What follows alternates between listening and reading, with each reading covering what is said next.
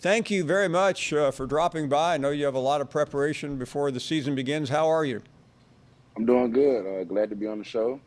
Just taking it day by day and embracing it. I know at this point all the talking heads have made the predictions and the fans are excited. As one of the leaders of this football team, what's the most important thing for you right now in terms of keeping your teammates calm and getting ready for the opener, which is a big one? Just being able to be disciplined and also just being consistent and also just coming from a leadership standpoint, just being more vocal in adverse situations and making sure my guys are on the same page and we all on one accord. Coach Pittman has talked a lot about the moment when it finally happened for you. Everyone has different views of when young players ascend and become the leaders or one of the leaders. As you reflect back, was it a particular moment, was it a particular game, or did you simply evolve into this role? I would say I just evolved into this role. I mean, I don't look at it as a particular game. I just really stood out and showed great leadership and all like that. I feel like it kind of growed on me as the season went on, and now I'm in a position to where I'm confident and comfortable with being more vocal as a leadership standpoint, and just also being able to just gain the confidence from my teammates, and also they putting their confidence in myself and being able to just come out and just also just show them that I'm a good leader and very vocal as well. KJ, listen, you were there when things were grim. A lot of younger, a lot of folks right now, the underclassmen don't know what you went through, and some of your friends along the way went through. What has Coach Pittman meant in terms of the moment he took over to where this program is now? Just making sure that we're all together. I mean, no, the locker room being divided under no circumstance. So just make sure that we're all together. We trust in him. We trust in the whole coaching staff that he put together. And then just also just being loyal. I mean, the main thing is being loyal. Once you get a new coaching staff, they come in, and once you gain their trust, you just have to be loyal and just willing to do anything for that coaching staff. And just, I mean, my teammates, we love the way Coach Pittman came in, bought into the system that he put together around us and the culture that he brought back with the hard working mentality. So we all just bought in and trust the process. Fans, KJ, have their own mind on what the team is going to do, and commentators like myself, we get fixated on, okay, we know what happened last year. Here's where we think it will be this year. As a player, do you and your friends on the team pay attention to the predictions, where the media has you, and if so, does it affect you?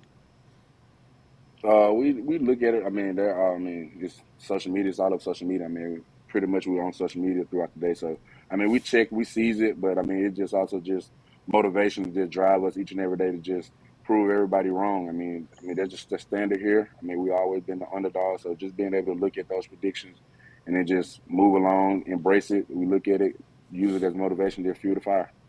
Does it bother you at all when you look at the rankings and they're out this week, and you have Alabama, of course, number one, and Georgia number three, and there's Texas A&M in the top 10. This is a team that you guys beat last year. You'll play again reasonably early in the season, and I'm not saying Arkansas is low. I mean, you're certainly in the top 25 at a good position, but you're behind a couple of other schools. Does that affect you at all? It doesn't. I mean, we try not. I mean, I try not as just being me. I try not to look at it too much. I just like to put my head down, keep going to work, and then I just also encourage my teammates not to try to dwell on rankings and all that. Because I mean, at the end of the day, it doesn't really matter as long as you're putting the work in and you're grinding each and every day with your teammate, building chemistry and bonding with each other. The work will just show itself. So just being able to just come in and just keep working and don't pay attention to the rankings at all. To put it mildly, you have a very difficult schedule. Everyone knows where Cincinnati was last year on New Year's Eve. They were in Dallas taking on Alabama for a ticket to the national championship. The second week is South Carolina. That's another team that shocked everybody. A&M we already talked about, and then there's Alabama and Mississippi State. In terms of the first half of the season, and it doesn't really get that much easier after that, can you afford to calculate it, or as coaches always talk about, we only know what we're playing in the first game, and that would be against Cincinnati? Yeah, I mean, we have a pretty tough schedule. Looking at it, but I mean, that's how we want it. I mean, we want to be able to have a tough schedule just to showcase our talent and show what we can do on the national stage, a big stage. So just being able to have a schedule like that, I mean, it really shows that where our program stands. Are we on the rise, or are we being complacent and stuff like that? So just being able to look at the schedule and just go take it one game at a time. Starting out with September 3rd versus Cincinnati. Just being able to come out and then just play Arkansas standard football. KJ, before you go, a couple more questions just about yourself. And I know quarterbacks sometimes are the toughest ones on themselves. They live in the film room. They're always trying to correct. When you evaluate yourself, and I know that's not the easiest thing to do, but you have to do it when you're dealing with your coaches. What do you see today, and how do you feel you have improved from a couple of years ago when you were talented but quite raw? Decision making. I would say decision making, just footwork within the pocket. I mean, I know I can get out the pocket and create plays, but also just being able to have great footwork in the pocket and being able to deliver a great ball while in the pocket or being rushed and stuff like that. So just being able to be calm in the pocket and deliver a good ball to my teammates.